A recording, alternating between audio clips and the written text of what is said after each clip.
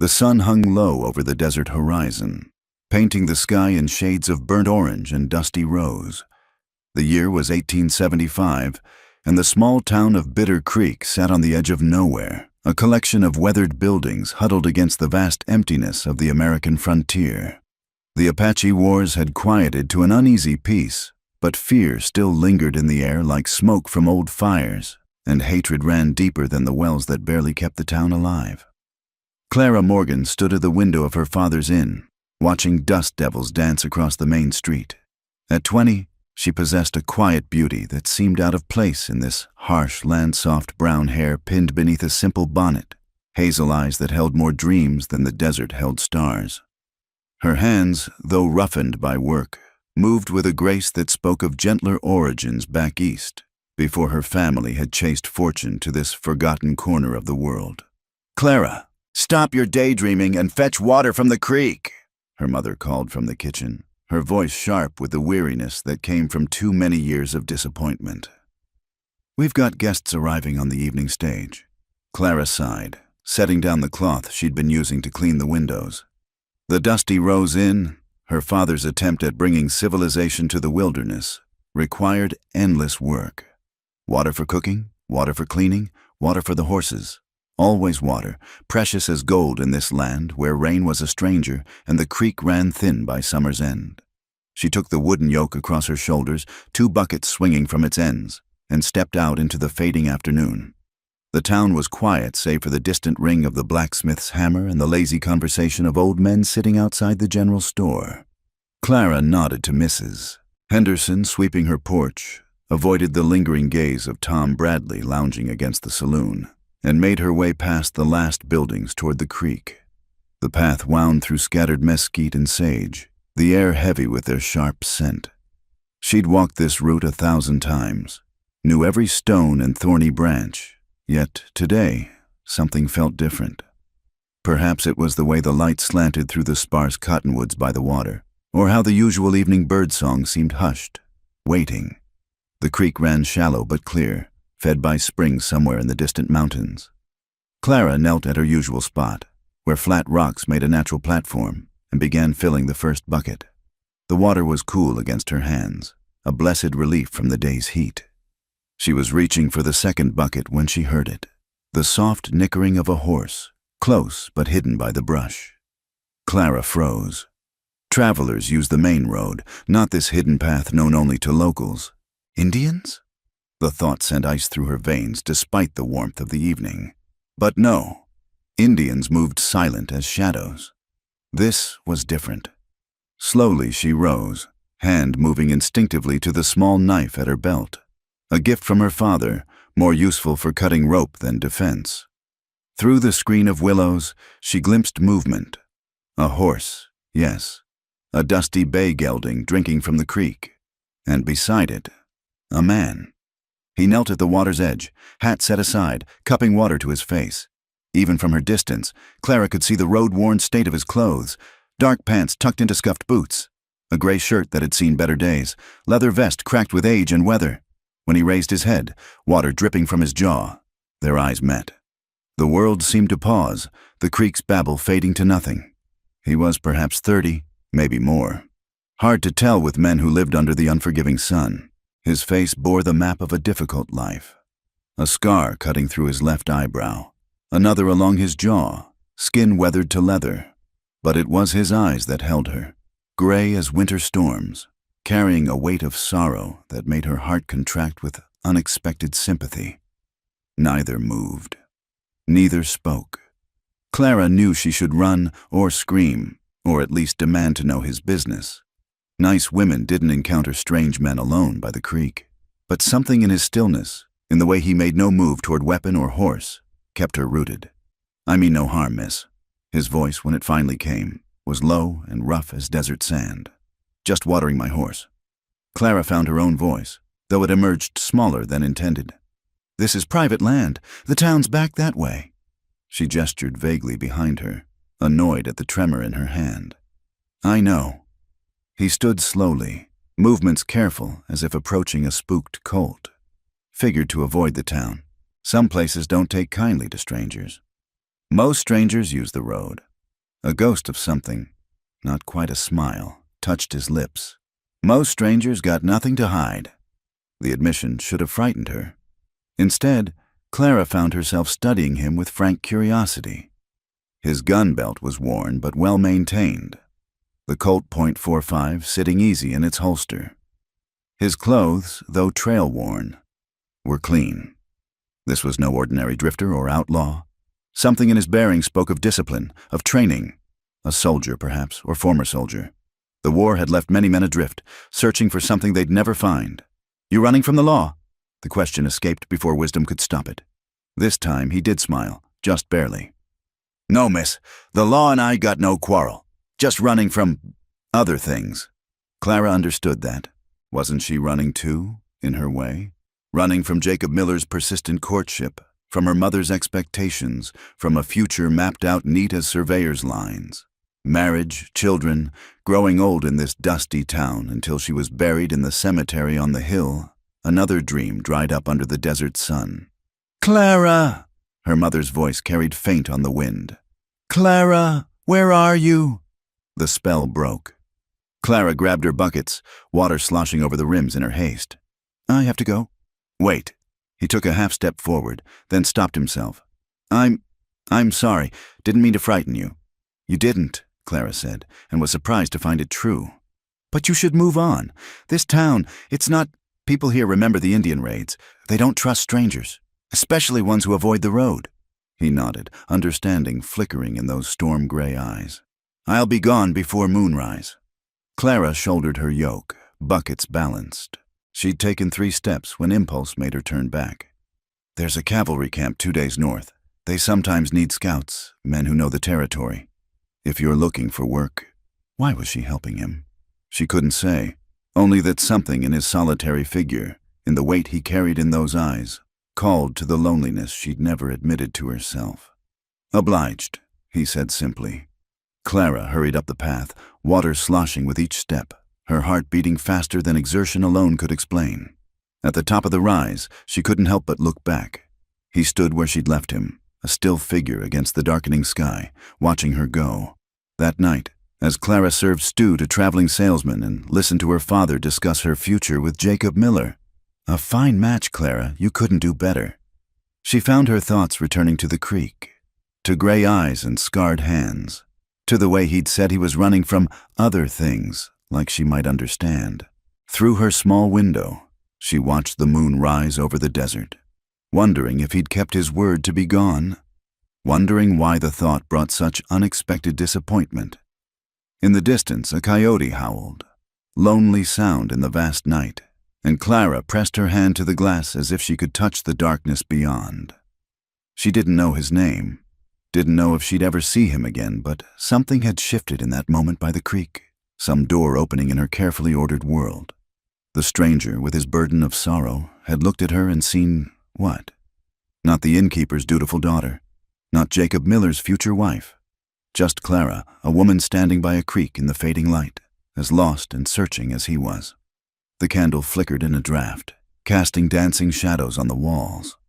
Clara turned from the window, but the image lingered, a lone rider heading into the darkness, carrying secrets she might never know, yet somehow, impossibly, carrying a piece of her heart with him into the vast and waiting night.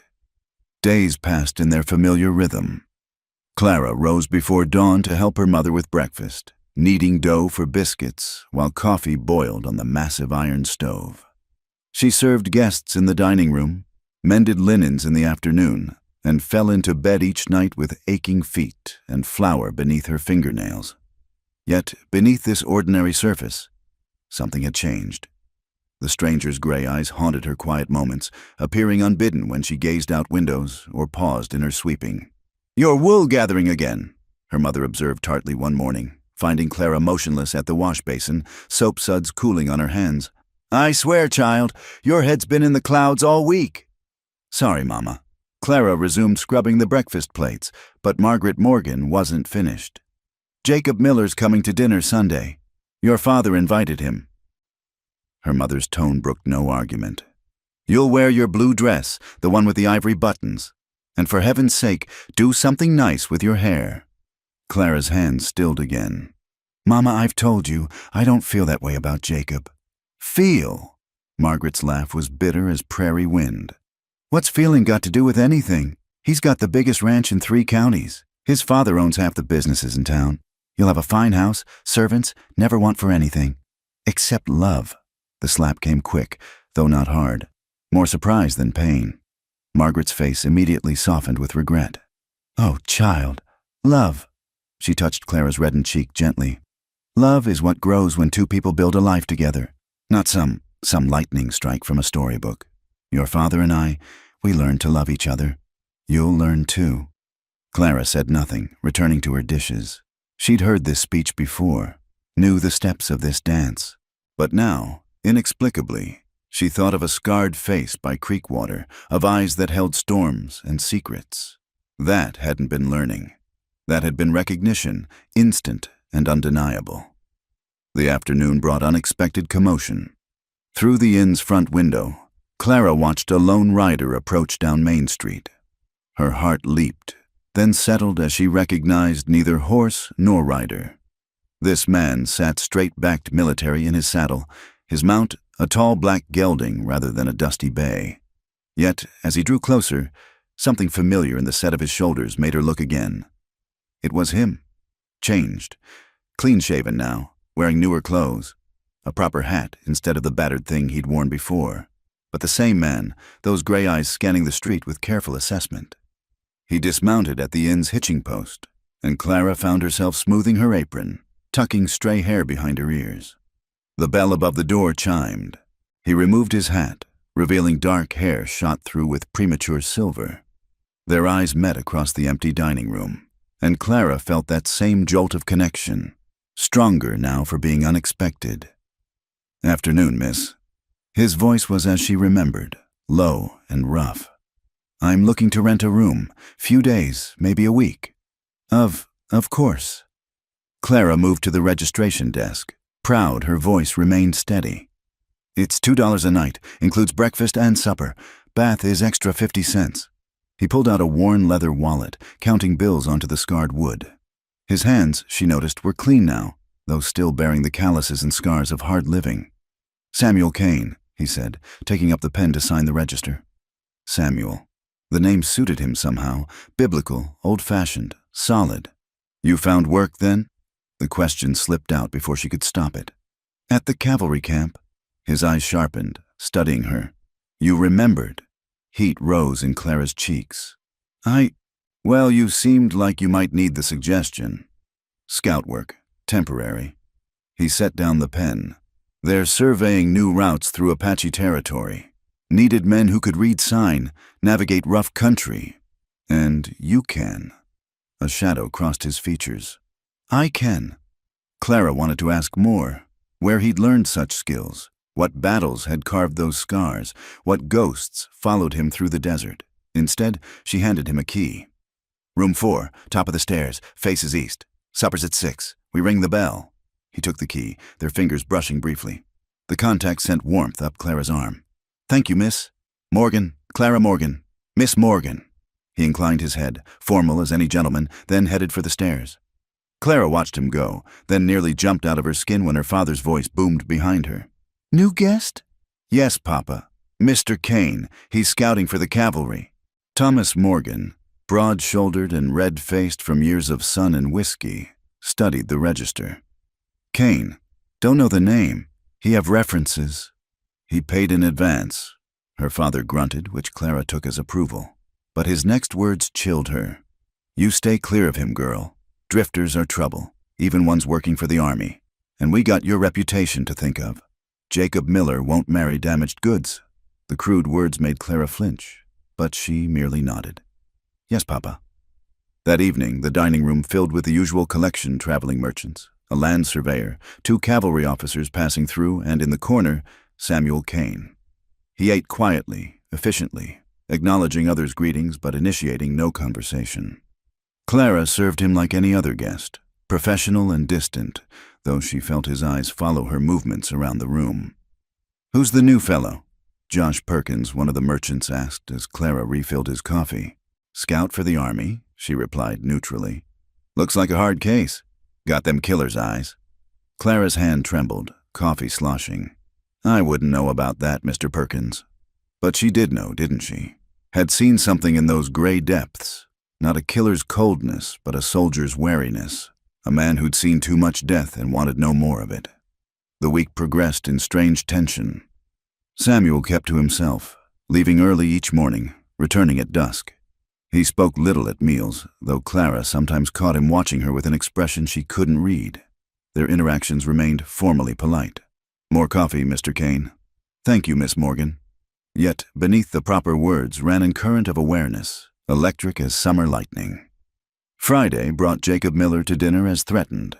He arrived precisely at 6, pomaded and pressed in his best suit, carrying flowers that must have cost dear at the general store.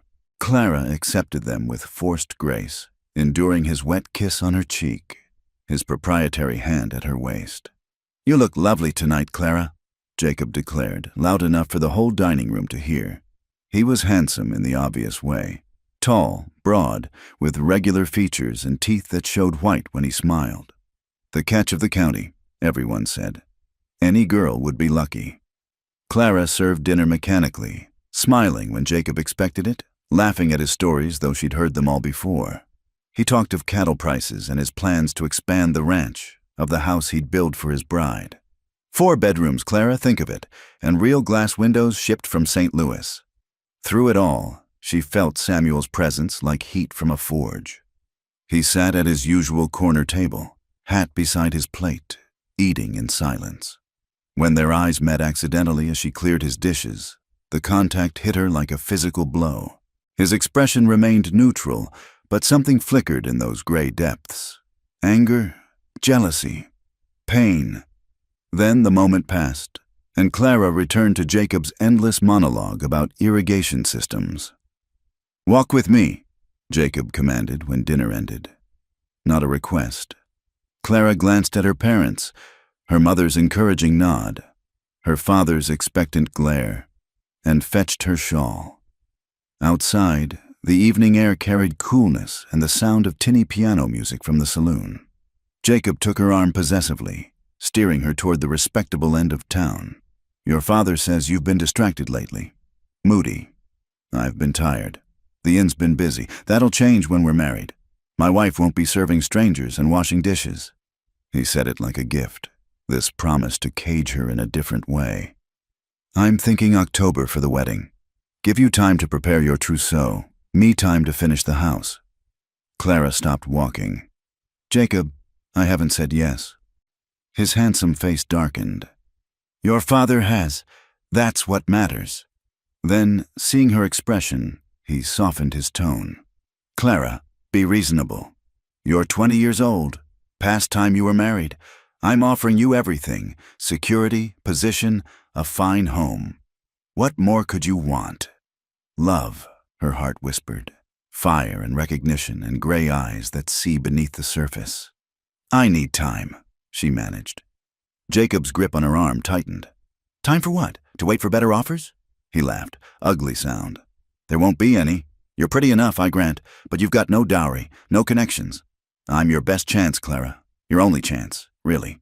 The cruel assessment stung because it held truth. In this harsh land, women had few choices, marriage or spinsterhood, security or shame. Yet knowing this didn't make her heart bend toward Jacob Miller. "Take me home, please." He obliged, but not without a parting shot. "Think hard, Clara. I won't wait forever. And your father, well, he owes me considerable money. Be a shame if I had to call in those debts." Clara fled inside, tears burning her eyes. In the lobby, she nearly collided with Samuel coming down the stairs. He steadied her with careful hands, took in her distress with one sharp glance. "You all right, Miss Morgan?" "I'm fine." The lie came automatic. His jaw tightened. "That fellow. He giving you trouble?" The concern in his voice nearly undid her. Clara wanted to lean into his solid strength, to pour out her fears and frustrations. Instead, she stepped back, proper distance between them. "Nothing I can't handle. Good evening, Mr. Kane." She hurried to her room, but sleep wouldn't come. Through her window, she could see Samuel in the courtyard below, smoking a thin cigar, his figure silvered by moonlight. watching, guarding, as if his presence alone could keep the Jacob Millers of the world at bay. But he couldn't, of course. No one could. Soon he'd finish his work and ride on, another drifter passing through. And Clara would be left to face her mapped-out future. Jacob's wife, Jacob's property. Her dreams dried up like everything else in this unforgiving land. Unless. The thought came unbidden, dangerous as prairie fire. Unless she chose differently. Unless love mattered more than safety, freedom more than security. Below, Samuel finished his cigar and turned to go inside. He paused, looked up at her window as if sensing her vigil. Across the distance, through darkness and impossible odds, their eyes met and held. Then he touched his hat brim, a salute, a promise, a farewell, and disappeared inside.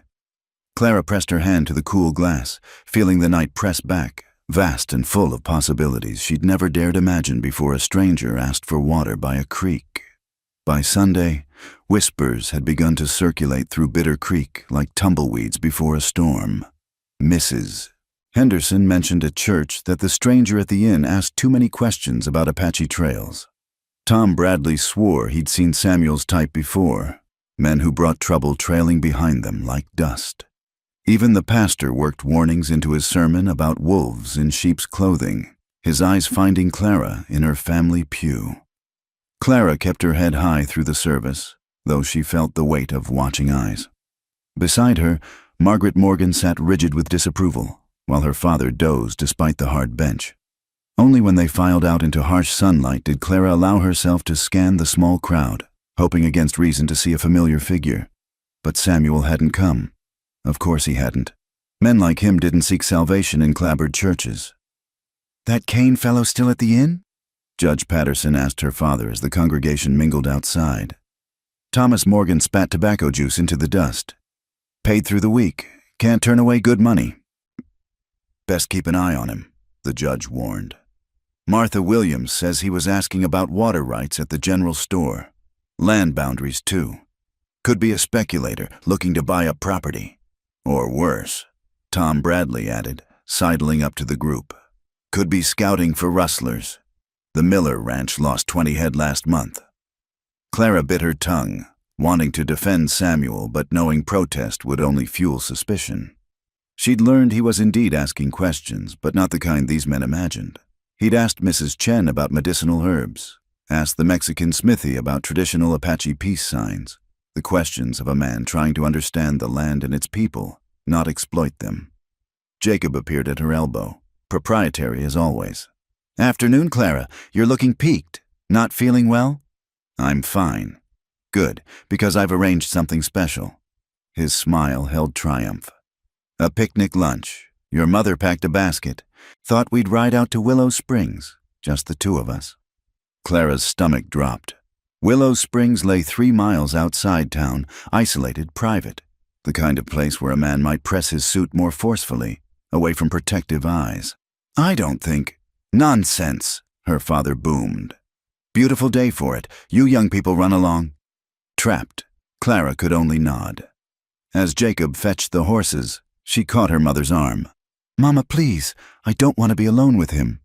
Margaret's face softened briefly, then hardened again. "He's a good man, Clara. He'll be respectful.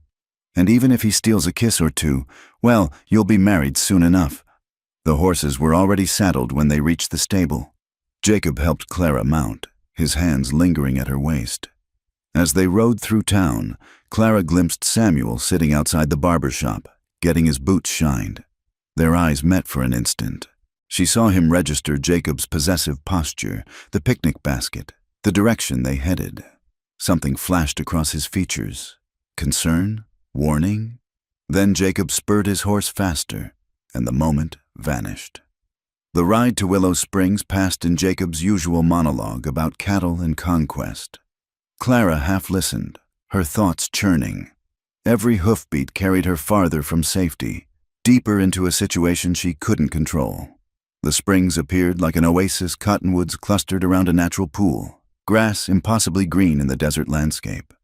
Any other time, Clara would have found it beautiful. Jacob spread a blanket with elaborate courtesy, unpacking cold chicken and cornbread, a jar of pickles, even a bottle of wine. "From my father's private stock," he said proudly, working the cork free. "Imported from California. I don't drink spirits, Jacob. Today you do." He poured 2 glasses, pressed one into her hand. "Toast our future." Clara took the smallest sip possible, the wine sour on her tongue. They ate in strained silence, Jacob's mood darkening as Clara deflected his attempts at conversation. Finally, he set aside his plate with sharp movements. "What's wrong with you? Any other girl would be grateful for this attention." "I am grateful." "No, you're not." He moved closer on the blanket. "You've been cold as winter since I started courting you. A man has needs, Clara, expectations." "Jacob, please!" His kiss cut off her protest, hard and demanding. Clara tried to pull away, but his hands gripped her shoulders, holding her in place. The wine glass tumbled from her fingers, staining the blanket red as blood. "Stop!" She wrenched free, scrambling backward. "You have no right." "I have every right." Jacob's handsome face twisted with fury. "Your father promised you to me, took my money. You're mine, Clara, whether you like it or not. I'm no one's property." "No?" His laugh was ugly. "Without me, what are you?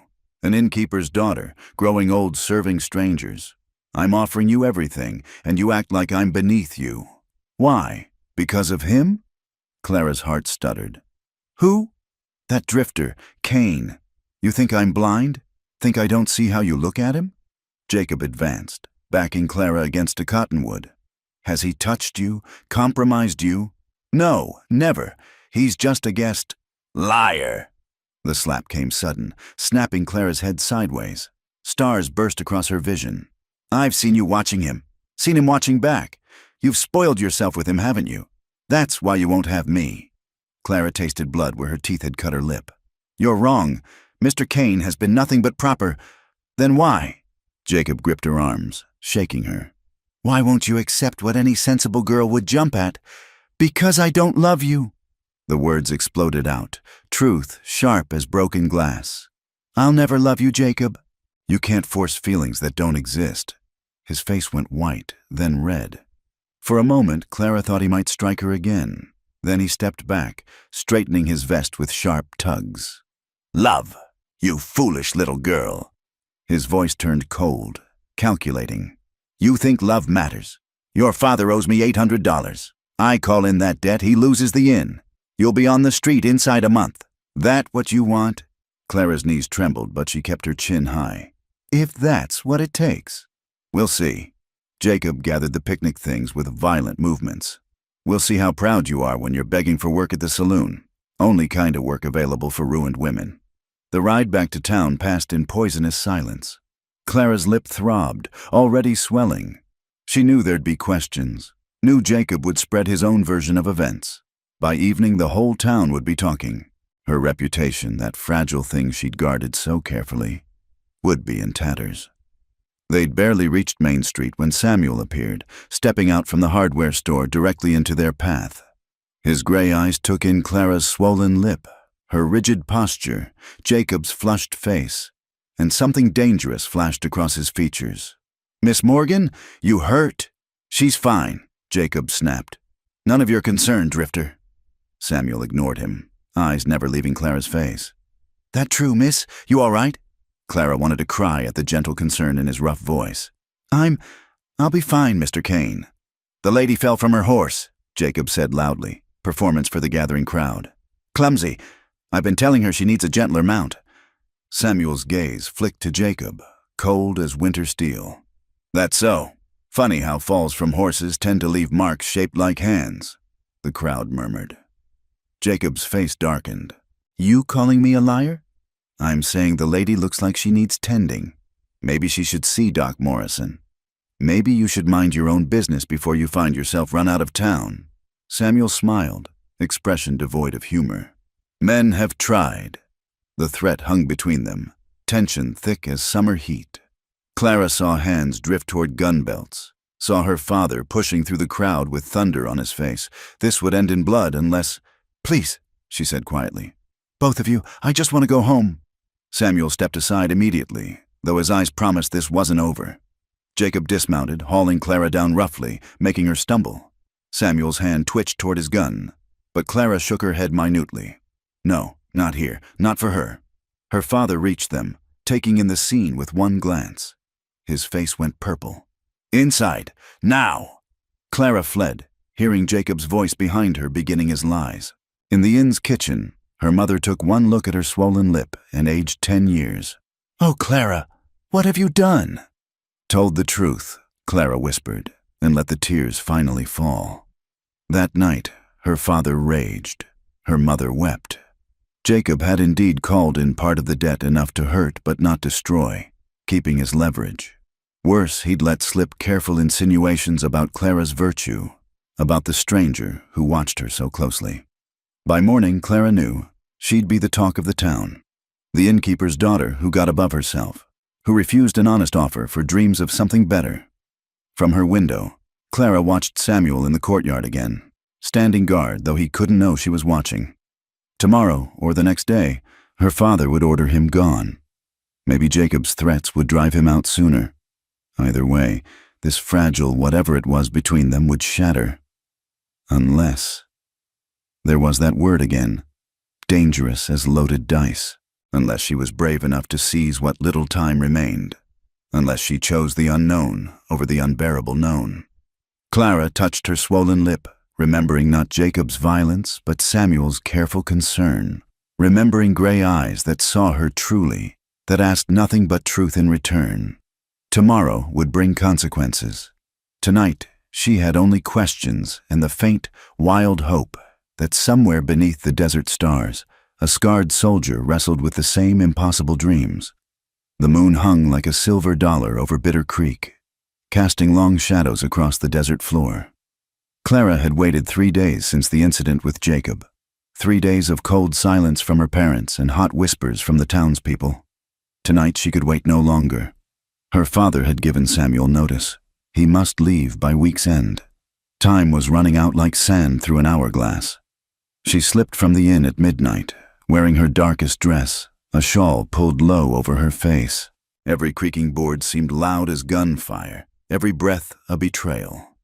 But the inn slept on, and soon she was hurrying through empty streets, past shuttered shops and dark windows, toward the edge of town where Samuel had mentioned he sometimes walked when sleep wouldn't come. The old cemetery road stretched pale in the moonlight, bordered by Joshua trees that stood like twisted sentinels. Clara's heart hammered against her ribs. Nice women didn't meet men in darkness. Nice women didn't risk everything for a conversation.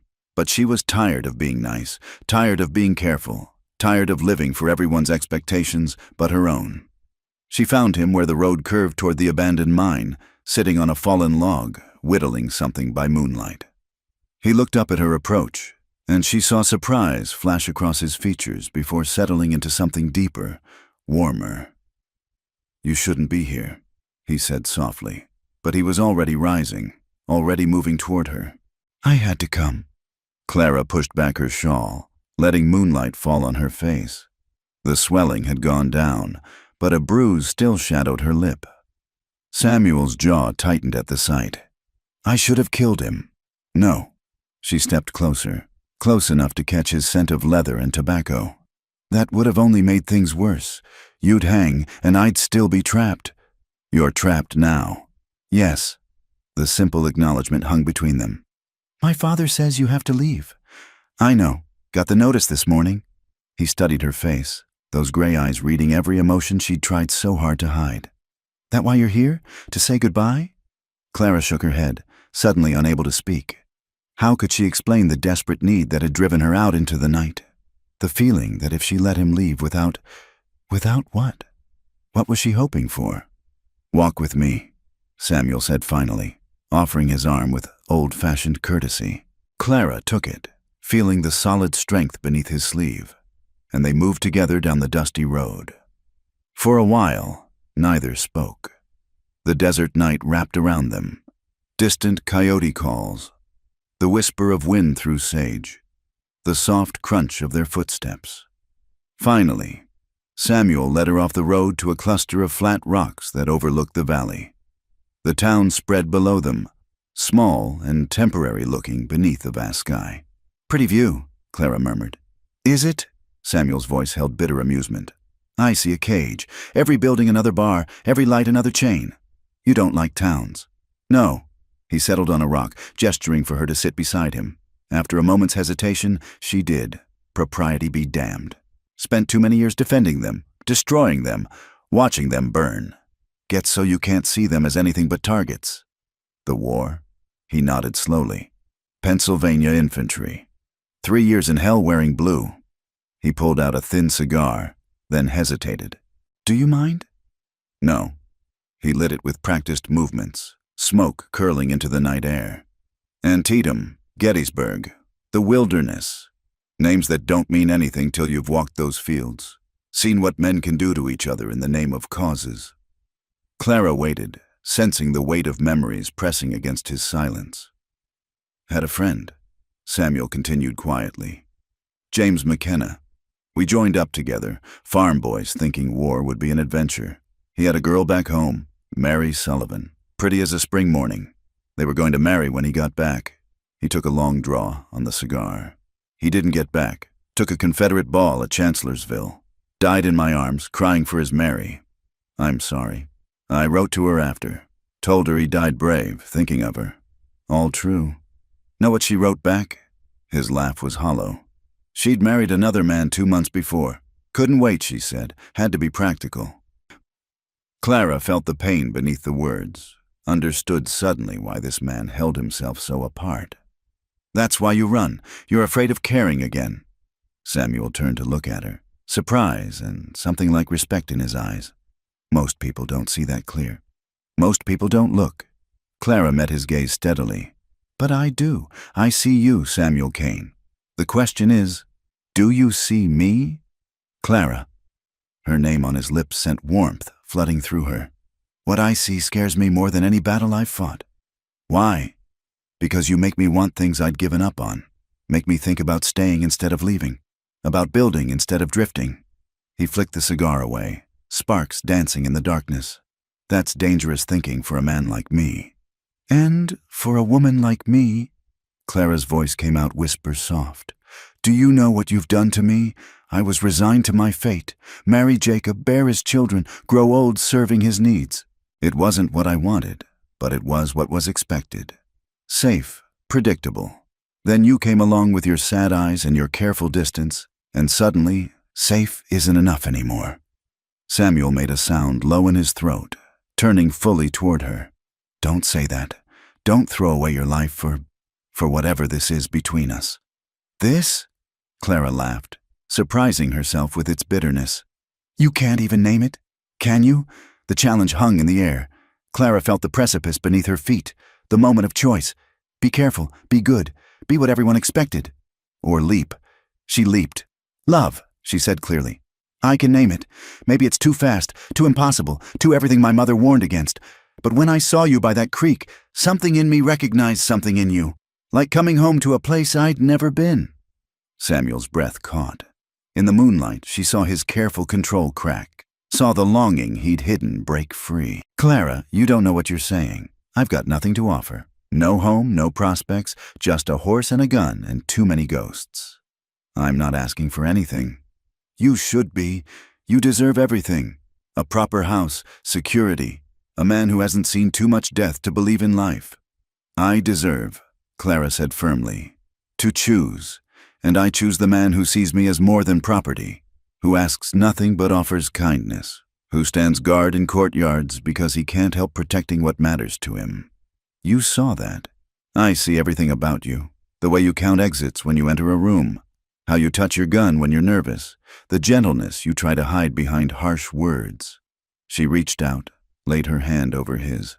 "I see how you look at me when you think I won't notice, like I'm water in the desert."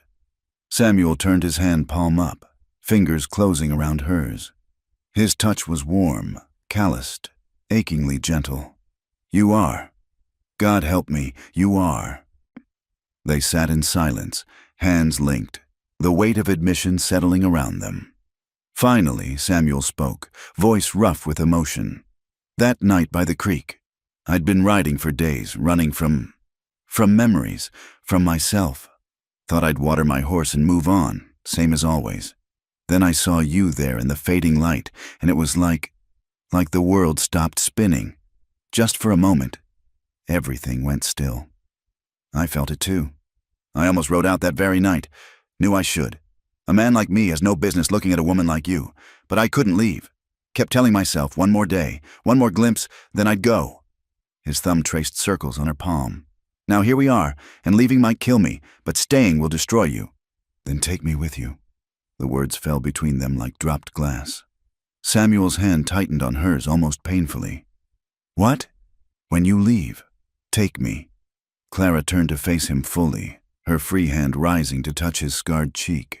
I know it's madness. I know we'd be outcasts, always running, never settling. But I'd rather have uncertainty with you than certainty with Jacob Miller. Clara, no. Your family. We'll survive. They'll be ashamed, angry, but they'll survive. The debt to Jacob, they'll find a way. They always do. Her voice grew fierce. But I won't survive this life they've planned for me. I'll die inside, piece by piece, until there's nothing left but a shell going through motions. Samuel caught her hand against his cheek, pressing it there as if memorizing the touch. You don't know what you're asking. The life I lead? It's hard, dangerous, no comfort, no safety, no guarantee of tomorrow. But there's freedom, and choice, and you. Clara. Her name came out broken. Can I hold you just once, just for a moment? She answered by moving into his arms, and oh, the rightness of it. He held her like she was spun glass, like she might shatter or vanish. Clara pressed her face against his chest, hearing his heart thunder to match her own. His arms tightened, and she felt him tremble. I'm not a good man, he whispered into her hair. I've done things, seen things. The war hollowed me out, left me empty. I don't know if there's enough left to love you the way you deserve. Clara pulled back to look at him, seeing the raw vulnerability in his eyes. Then we'll fill the hollow spaces together, with new memories, better ones, with whatever time we have. He cupped her face in both hands, thumbs gentle on her cheekbones. You're brave, braver than any soldier I've known. I'm terrified, she admitted, but more terrified of letting you go. Samuel leaned down, resting his forehead against hers. They breathed together in the darkness, sharing air, sharing space, sharing the moment of perfect understanding. When he finally kissed her, it was soft as prayer, careful of her bruised lip, holding promises too fragile for words. They stayed there on the rocks as the moon traced its path across the sky, talking in whispers about possible futures, impossible dreams. Samuel told her about places he'd seen, mountains that touched the sky, valleys green as Eden, rivers that ran silver in sunlight. Clara shared her own dreams, of books she'd read about far-off cities, of horizons that stretched beyond Bitter Creek's dusty limits. Only when the eastern sky began to pale did reality intrude. Samuel walked her back toward town, both knowing this might be their last stolen moment. At the cemetery road, he stopped. 3 days, he said. That's what your father gave me. 3 days to settle my business and go. Then in 3 days, I'll be ready. Clara. She pressed fingers to his lips. Don't argue. Don't tell me all the reasons it's impossible. Just tell me where to meet you. He caught her hand, kissed her palm. The old mine road, where it forks toward Miller's Canyon. Midnight. But Clara, if you change your mind, I won't. If you do, I'll understand. I'll ride out and never trouble you again. And if I come, his eyes held hers, storm gray in the growing light. Then I'll spend whatever life I have left trying to deserve you. One more kiss, quick and desperate. Then Clara was hurrying back to the inn, shawl pulled tight, heart singing despite everything. Behind her, she knew Samuel watched until she was safe inside, always protecting even now. 3 days. 3 days to say goodbye to everything she'd known, to gather what little she could carry, to break her parents' hearts. 3 days until she met her destiny on a moonlit road, choosing love over safety, freedom over chains. Clara slipped into her room as dawn painted the desert gold, pressing her fingers to lips that still tingled from his kiss. Through her window, she could see the road that led out of town, toward unknown horizons. 3 days. She began to pack. The days that followed were stolen moments strung together like pearls on a breaking thread. Clara moved through her duties at the inn with practiced efficiency, serving meals and changing linens while her heart counted down the hours. Beneath her calm exterior, she was a woman transformed, carrying secrets that glowed like embers. She and Samuel had to be careful. The town watched them now with suspicious eyes, looking for proof of Jacob Miller's insinuations. But love finds a way, and theirs was no exception. They developed a language of glances and small gestures, a brush of fingers when she served his coffee, a flower left on her windowsill at dawn, messages hidden in the hollow oak behind the stable. The second night, Clara slipped out again, this time meeting Samuel by the river where willows made a natural screen. He'd spread a blanket on the sandy bank, and they sat close together, her head on his shoulder, watching stars reflect in the slow-moving water. "Tell me about your family," Clara said softly. "Before the war." Samuel's arm tightened around her. "Small farm in Ohio, 40 acres, mostly corn. My father was a quiet man, worked sunrise to sunset without complaint. My mother," he smiled at the memory. "She sang while she worked. Hymns mostly, but sometimes folk songs from the old country. She came from Ireland as a girl." "Any brothers? Sisters?" "2 sisters, Sarah and Elizabeth, both younger. Sarah married a schoolteacher before I left for war. Elizabeth," his voice caught. "Elizabeth died of fever while I was gone, 16 years old. I didn't even know until I came home." Clara lifted their joined hands, pressed a kiss to his scarred knuckles. "I'm sorry. My mother wrote that she called for me at the end. Wanted her big brother." Samuel's voice was steady, but Clara felt the pain beneath. "That's when I knew I couldn't stay. Couldn't look at that farm, that empty chair, without seeing all the ways I'd failed them." "You didn't fail anyone. You served your country." "Did I?" His laugh was bitter. "I killed boys who looked just like me, just wearing gray instead of blue. Burned crops that families like mine depended on."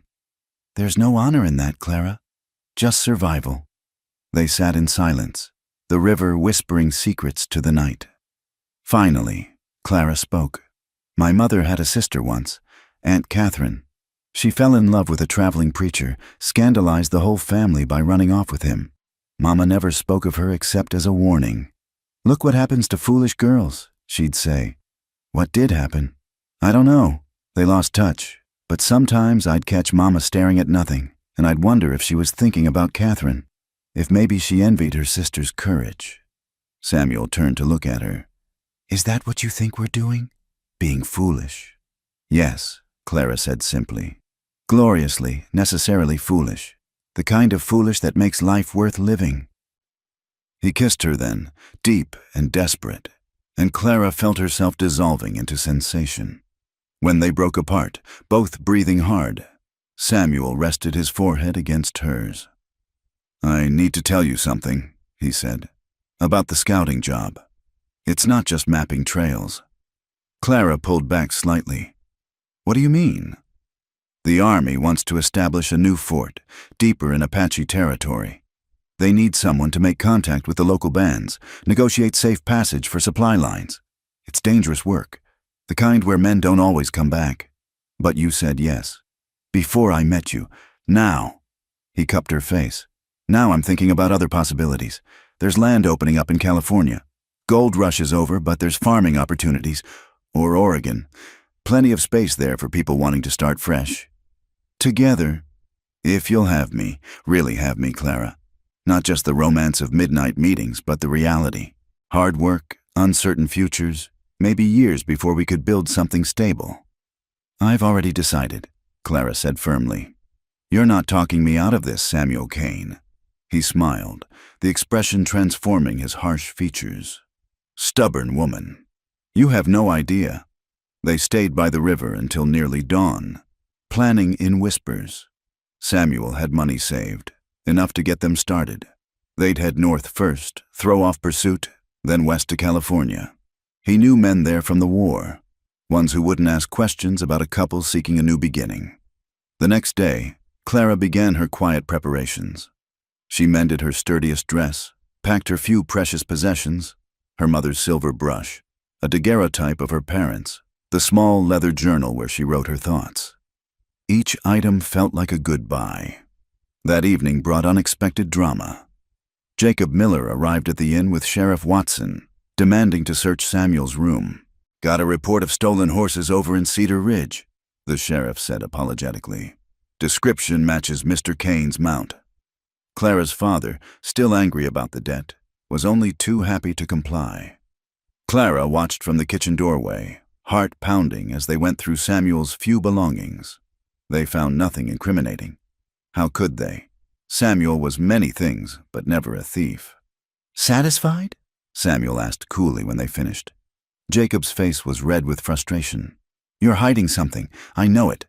Only thing I'm hiding is my growing dislike for men who can't take no for an answer." Samuel's eyes found Clara across the room. "Some things can't be forced, Miller. The sooner you learn that, the happier you'll be." "You threatening me?" "Advising, free of charge." The sheriff intervened before things could escalate. After they left, Clara's father turned on Samuel. "You've got one more day. Dawn after tomorrow, you're gone, or I'll have the sheriff escort you out." "Understood," Samuel said calmly. That night, Clara couldn't risk leaving. Her parents watched her too closely, her mother even checking her room after midnight. So she lay wakeful, touching the blue ribbon hidden beneath her pillow, Samuel's token, carried from some long-ago moment she'd never know about.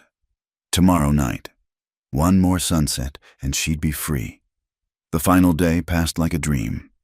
Clara moved through her chores mechanically, memorizing details she'd never thought to notice before. The way morning light slanted through the dining room windows, the creak of the third stair, her mother's worn hands kneading bread dough. At dinner, she served Samuel for the last time. As she set down his plate, he pressed something into her hand, a small silver locket, tarnished with age. She slipped it into her pocket without looking, but her eyes asked the question. "It was my mother's," he said quietly, low enough that only she could hear. "She'd want you to have it." Clara's throat closed with emotion. She managed only a nod before moving on to other tables, the locket burning against her palm.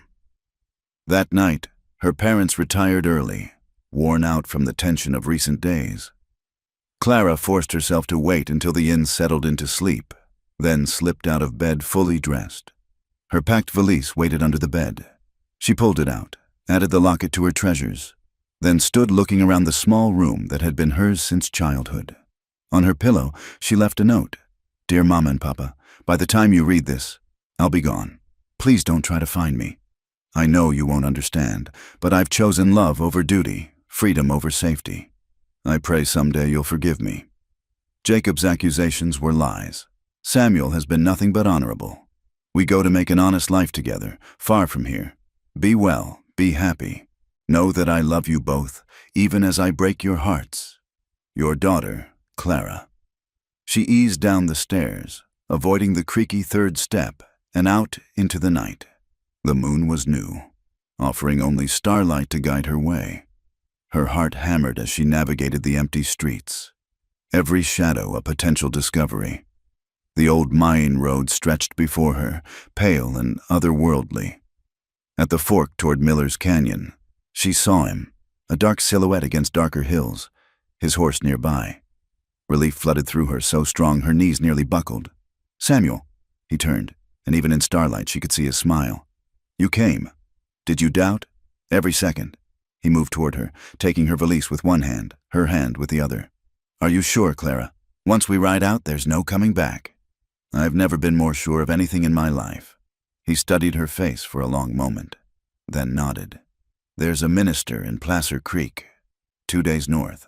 We'll be married proper if you're willing." "Yes." The word came out fierce with joy. "Yes, Samuel." He lifted her onto his horse, then swung up behind her, arms coming around to take the reins. Clara leaned back against his solid warmth, feeling safer than she'd ever felt within Bitter Creek's supposedly civilized walls. "Ready?" he asked. She placed her hand over his on the reins. "Ready." They rode out together into the vast darkness, toward an uncertain future that promised only this. Whatever came, they would face it together.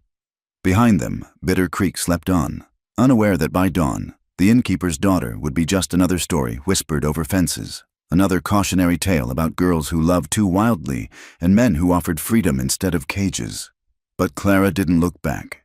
She kept her eyes on the stars, on the horizon that beckoned with infinite possibility, on the future she'd chosen with the only man who'd ever truly seen her.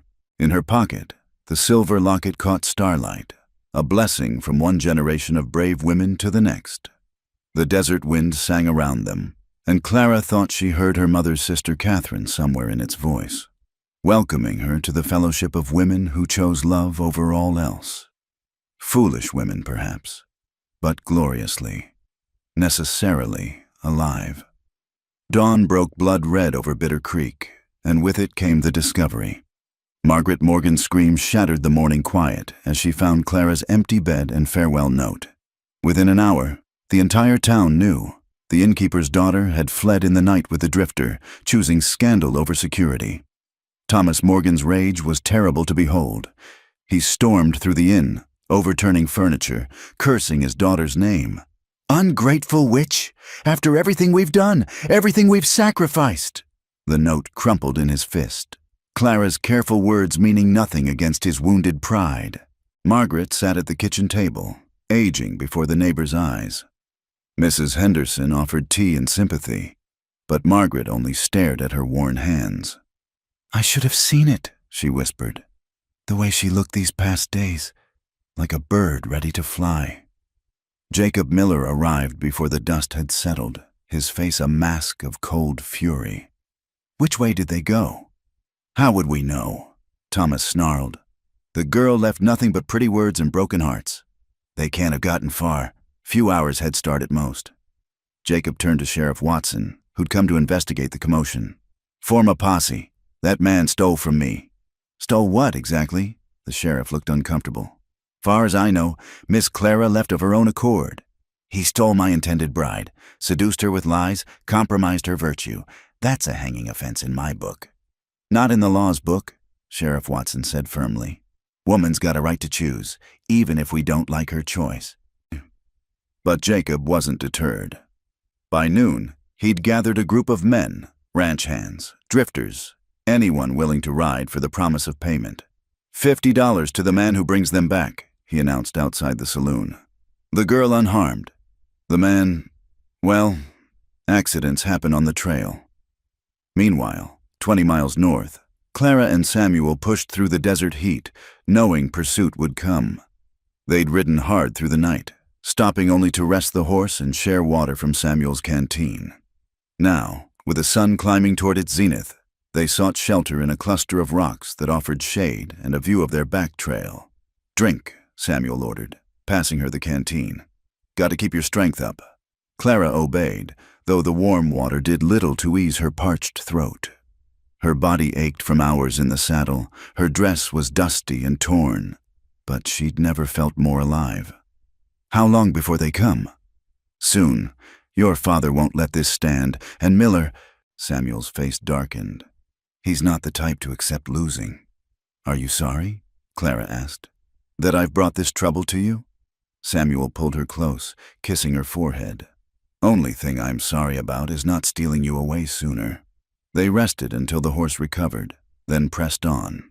Samuel knew the country, knew which canyons offered cover and which trails led to dead ends. But he also knew they couldn't run forever. The horse was strong, but not supernatural.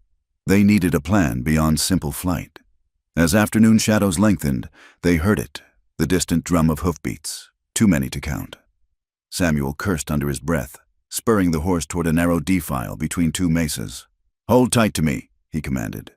"This is going to get rough." The canyon twisted like a snake, barely wide enough for the horse. Rock walls rose on either side, trapping heat and sound. Behind them, shouts echoed as the posse found their trail. "There!" Samuel pointed to a side canyon, little more than a crack in the rock. "We go on foot from here." He lifted Clara down, grabbed his rifle and saddlebags. The horse, well trained, would find its own way to water and grass. They squeezed into the narrow passage, rock scraping skin, darkness closing around them. "Can't follow us in here with horses," Samuel explained, guiding her deeper into the maze of stone. "Gives us time." They emerged onto a ledge overlooking a different valley. The landscape spread before them like a painted canvas. Samuel found a defensible position behind a cluster of boulders, checking his rifle with practiced efficiency. "What are we doing?" Clara asked. "Making our stand. Can't run forever, and I won't have you killing yourself trying." He positioned her behind the largest boulder. "Whatever happens, you stay down. Promise me." "Samuel." "Promise me, Clara." She saw the soldier in him now, the man who'd survived 3 years of war. This was his element, much as she wished it weren't. "I promise." They didn't have long to wait. The posse emerged from the canyon, spread out, searching. Clara counted 8 men, maybe more. Jacob rode at their head, his handsome face ugly with determination. "Cain!" Jacob's voice carried across the rocks. "Send out the girl and ride on. No one has to die today." Samuel's answer was clear and carrying. "Miss Morgan is under my protection. Any man tries to take her answers to me." "Protection?" Jacob laughed harshly. "You've ruined her, dragged her into disgrace. What kind of protection is that?" Clara started to rise, angry words on her lips, but Samuel's hand on her shoulder kept her down. "Let me handle this," he murmured, then louder, "The lady made her choice. Respect it and ride on." "Like hell."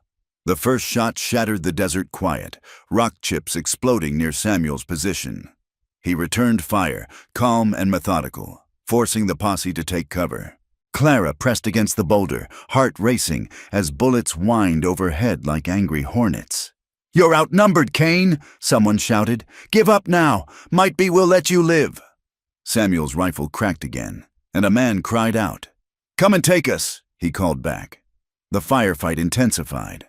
Samuel moved between positions, making it seem like multiple defenders held the ridge. His ammunition was limited, but every shot counted, keeping the attackers pinned down. Then Clara heard it movement in the rocks behind them. Someone was climbing the back way, trying to flank their position. She turned to warn Samuel, but he was focused forward, holding off the main assault. A figure appeared between the boulders. Tom Bradley, the loafer from town, grinning as he raised his pistol toward Samuel's back.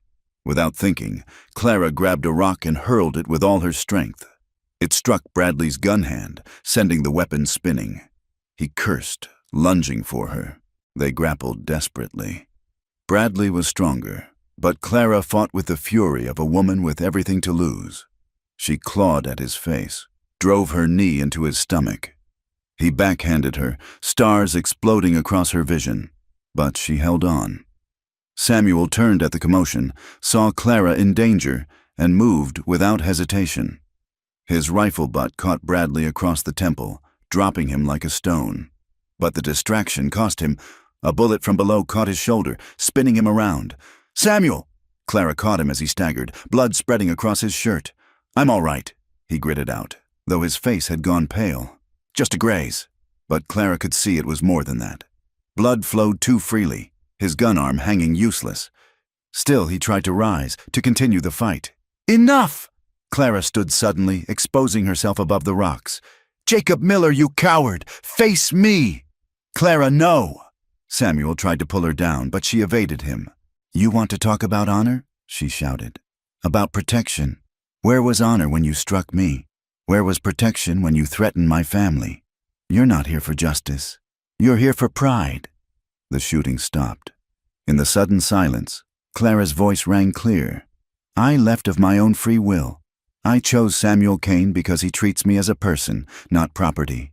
If that's ruination, then I embrace it gladly." She could see Jacob below, his face contorted with rage and something else. Shame, perhaps, at being called out by the woman he claimed to love. "This isn't over," he finally shouted. "You can't run forever. When he tires of you, when you're left with nothing, remember you could have had everything." "I already have everything," Clara called back.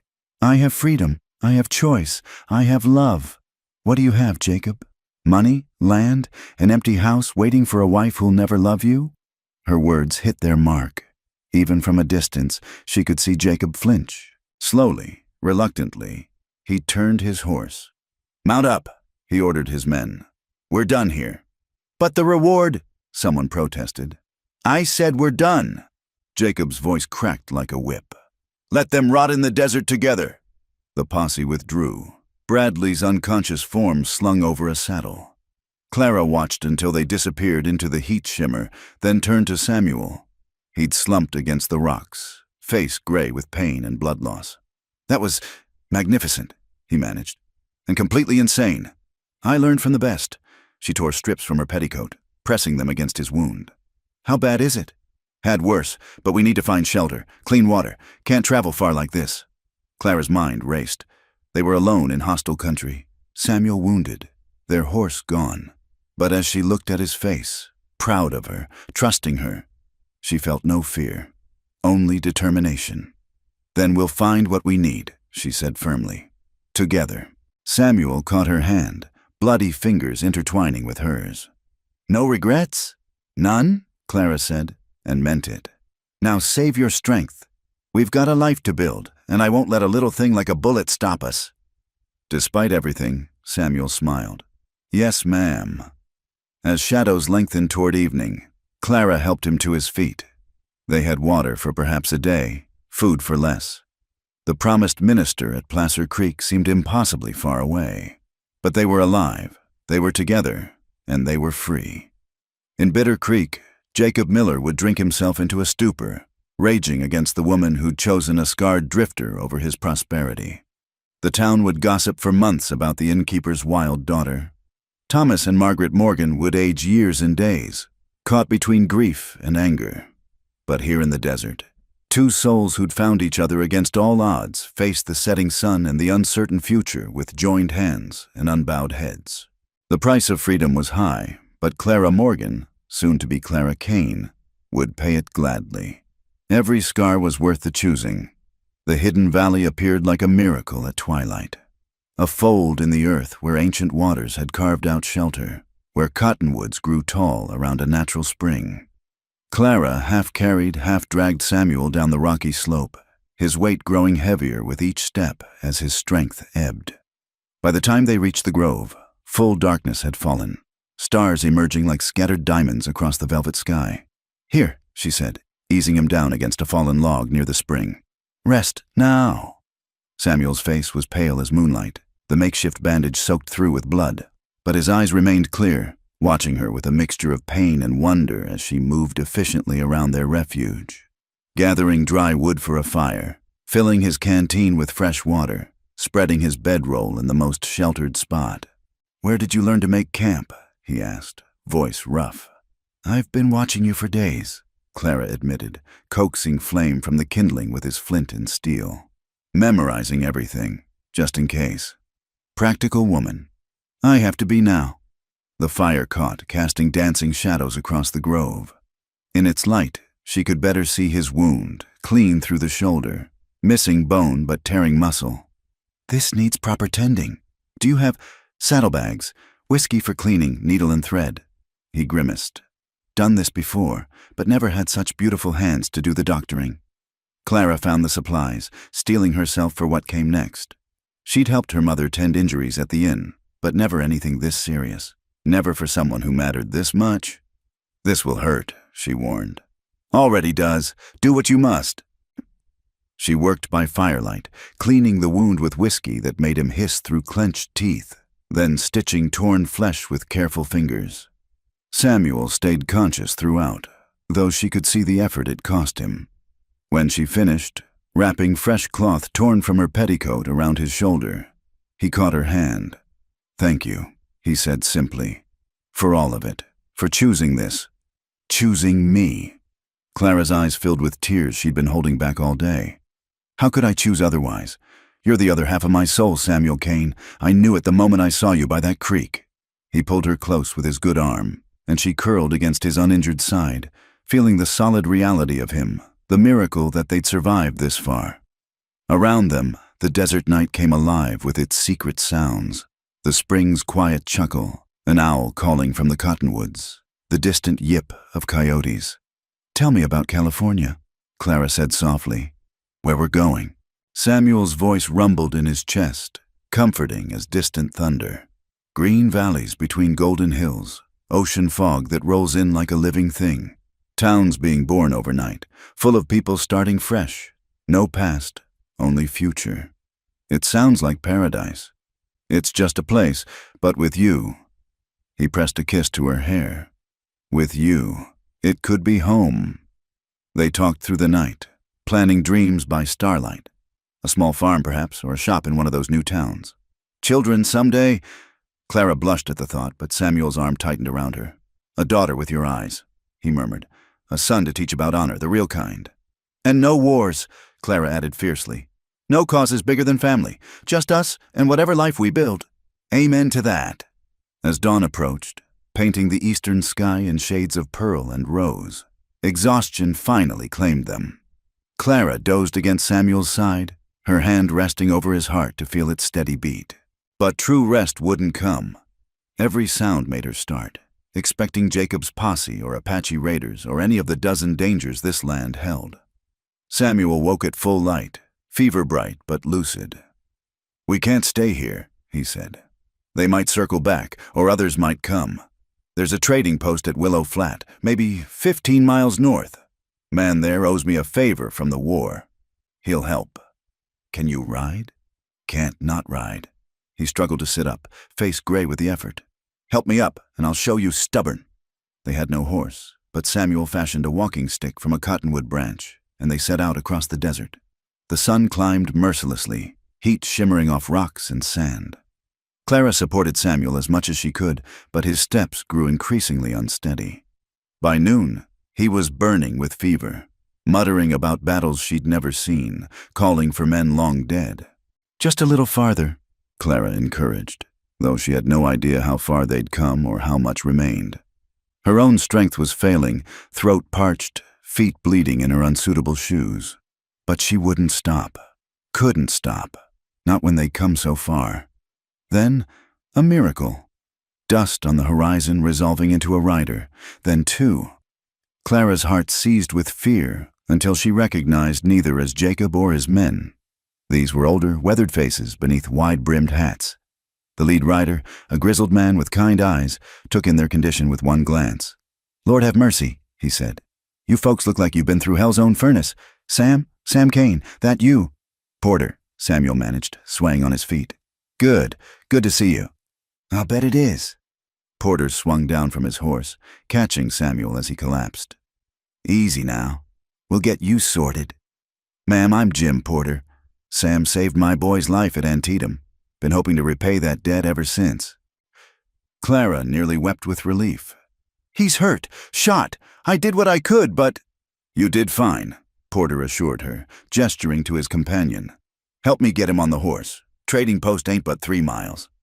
My woman'll know what to do. The next hours blurred together, the swaying ride to a cluster of adobe buildings, a competent Mexican woman named Rosa who took charge of Samuel's care, the blessed relief of cool water and shade. Clara refused to leave Samuel's side as Rosa cleaned and redressed his wound, brewing herbs into medicine that brought down his fever. He's strong, Rosa pronounced. And lucky. The bullet went clean through. With rest and care, he'll heal. Only then did Clara allow herself to cry, great gulping sobs that shook her whole body. Rosa held her like a mother, making soothing sounds. There now, Nina. You've been brave so long. Let it out. When the storm passed, Clara found Porter waiting with food and questions. She told him everything. The flight from Bitter Creek, the pursuit, the gun battle in the rocks. Porter listened without judgment, nodding occasionally. Takes courage, what you did, he said when she finished. Both of you. World needs more folks willing to choose love over ease. Will they come here looking? Might, but they won't find you. Porter's weathered face hardened. This is my place, my rules, and I pay my debts.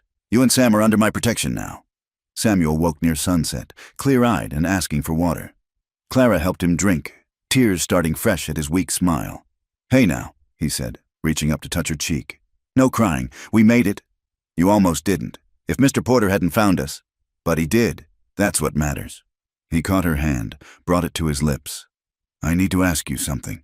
Might not be the time or place, but I can't wait longer. Clara's heart stuttered. What?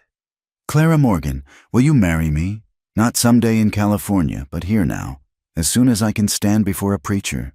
I've got nothing to offer but a wounded body and an uncertain future, but—" "Yes." She cut him off with a kiss, gentle on his cracked lips. "Yes, Samuel Kane. I'll marry you here, now, or anywhere else you ask.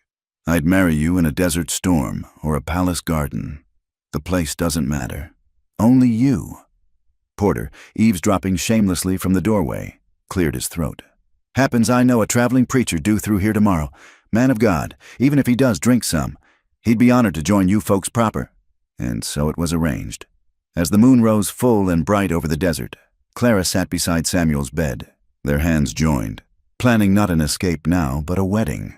Rosa promised to loan her a clean dress. Porter would stand as witness. It would be nothing like the grand affair her mother had imagined, with the whole town watching and a feast to follow. It would be infinitely better. "No regrets?" Samuel asked as the night deepened. "You could have had that fancy house, those 4 bedrooms with glass windows." Clara squeezed his hand. "I have you. I have freedom. I have tomorrow stretching out unknown but ours to shape. What are glass windows compared to that?" "I love you," he said, simple and true. "Should have said it sooner. Been saying it in my head since that first day by the creek. I love you too. Now rest. Tomorrow you become my husband, and I won't have you fainting at the altar." Samuel smiled, already drifting toward healing sleep. Clara kept vigil, watching his chest rise and fall, marveling at the strange roads that had led them here. In the corner, a guitar played soft Spanish melodies. Through the window, stars wheeled in their eternal dance. Tomorrow would bring its own challenges. Jacob's threat might still pursue them. The road to California stretched long and uncertain. But tonight, in this moment, Clara had everything she'd ever truly wanted. A man who saw her truly. A love worth any sacrifice, and the promise of vows that would bind them through whatever came. She thought of her parents, wondering if they'd ever understand. Thought of the life she'd left behind, proper and predictable and slowly suffocating. No, she decided, pressing Samuel's scarred hand to her cheek. No regrets. Only gratitude for the courage to leap when love called, and joy for the strong arms that caught her fall. The years flowed like water through sand, reshaping the landscape of their lives. California proved to be everything Samuel had promised, and more golden hills rolling toward an endless ocean, valleys green with possibility. They'd settled in a small town called Haven's Rest, where Samuel's skills with horses earned respect, and Clara's education made her invaluable as the schoolteacher. Their small house sat on a rise overlooking the valley, nothing fancy but filled with warmth and laughter. Clara stood now at that same window, 40 years later, watching the sunset paint the sky in shades of memory. Her hair, once brown as autumn leaves, had turned silver as Samuel's had been when they met. Her hands, folded over the blue ribbon she still kept, showed the passages of time, the raising of 3 children, the building of a life from nothing but love and determination. "Mama?" Her daughter Sarah appeared in the doorway, concern creasing her features. "You've been standing there an hour. Papa wouldn't want you grieving so." Clara smiled, touching the window where Samuel used to leave flowers for her in those early days. "I'm not grieving, dear one. Just remembering." It had been a year since Samuel's passing, peaceful in his sleep after a life fully lived. The town had turned out for his funeral, honoring a man who'd helped build their community, who'd served as sheriff when lawlessness threatened, who'd raised fine children and loved one woman with unwavering devotion. But Clara knew the Samuel they'd never seen, the man who still woke from nightmares of war, who counted exits from habit, who touched his gun when nervous even decades after hanging it up, the man who'd whispered, "Can I hold you?" on their wedding night as if she might still say no, who'd built their bed with his own hands to be sure it was strong enough for the love they shared. "Tell me the story again," Sarah said, settling into Samuel's old chair. "How you met?" Clara laughed softly. It was their family legend, requested by children and grandchildren whenever life grew difficult. "I was fetching water from the creek, thinking my life was mapped out straight as surveyor's lines." She told it true, hiding nothing. The desperation that had driven her to flee, the violence of pursuit, the year of struggle before they'd saved enough to buy their little piece of land. Her children knew their parents hadn't lived a fairy tale, but something better. A real love that endured through drought and plenty, sickness and health, joy and unbearable loss. "Do you regret not reconciling with your parents?" Sarah asked gently. Clara considered. She'd written to them once they were settled, sending money to help with Jacob Miller's debt. Her mother had written back, brief and bitter, saying Clara was dead to them. It had hurt, but not enough to poison the life she'd chosen. "Regret is too strong a word," she said finally.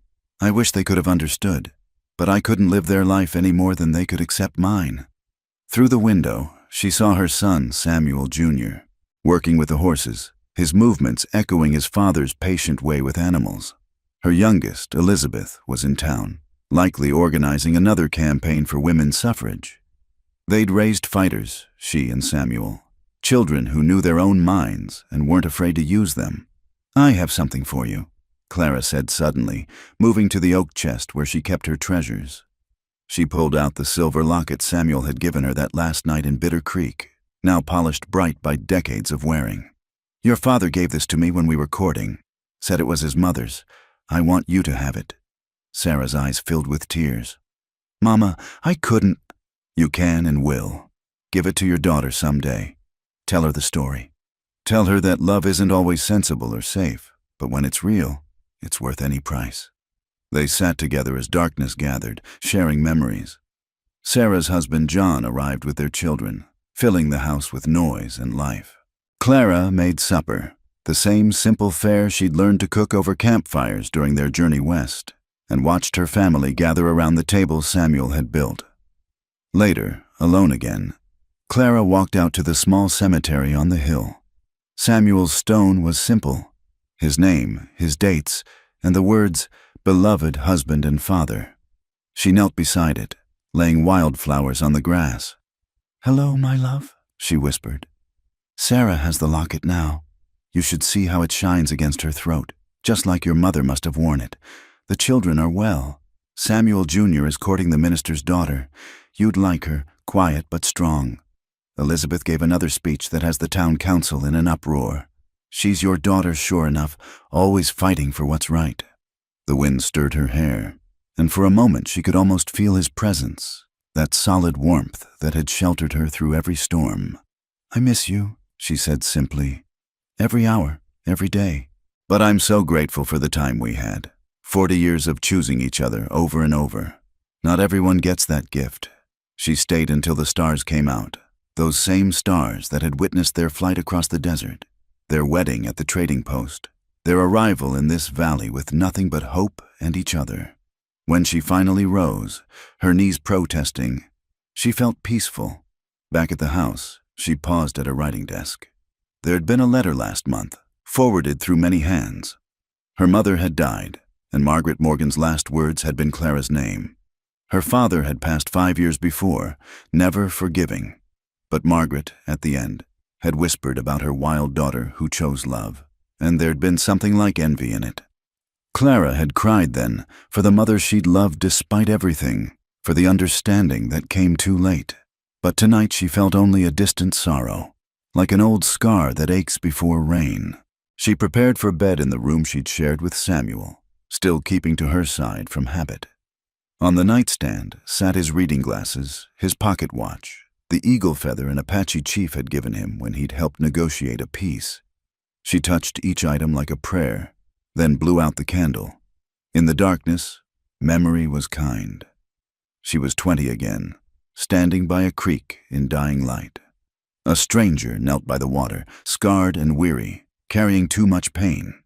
Their eyes met across the distance, and the world shifted on its axis. Everything that followed, the fear, the flight, the building of something beautiful from nothing, spiraled out from that moment of recognition. "Can I hold you?" he'd asked that night beneath the moon, and every night after until he could ask no more. "Always," she whispered now to the empty room, to the listening dark, to the love that transcended even death. "Always and forever, my darling Samuel." In town, the clock tower chimed midnight.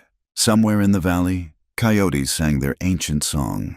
Clara Morgan Kane, who'd chosen love over safety, freedom over cages, smiled in the darkness and dreamed of gray eyes that saw her truly, of scarred hands gentle as rain, of a voice asking permission for what was already freely given. The innkeeper's daughter had become teacher, mother, pillar of the community. But in her heart, she was always that brave girl standing by a creek, ready to leap into the unknown for love. Some chances, once taken, echo through eternity. Some loves, once chosen, never truly end. In Haven's Rest, they still tell the story of Clara and Samuel Kane, the couple who built their life on nothing but devotion, who proved that sometimes the wildest choices lead to the deepest peace.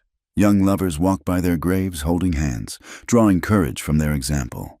And sometimes, on nights when the moon is dark and the stars shine brightest, people swear they can see two figures on the hill, a woman in a faded dress and a man in a worn coat, walking together into the endless western sky, still choosing each other after all this time. The desert remembers. The wind remembers. Love remembers. And somewhere beyond the horizon, beyond the setting sun, beyond the veil between worlds, a rough voice whispers still, "Can I hold you?" And a clear voice answers, eternal as starlight, "Yes, my love, always yes." Thank you so much for listening to this Wild West love story. I'd love to know where in the world you're enjoying these tales of the American frontier. Please share in the comments below where you're listening from so we can connect.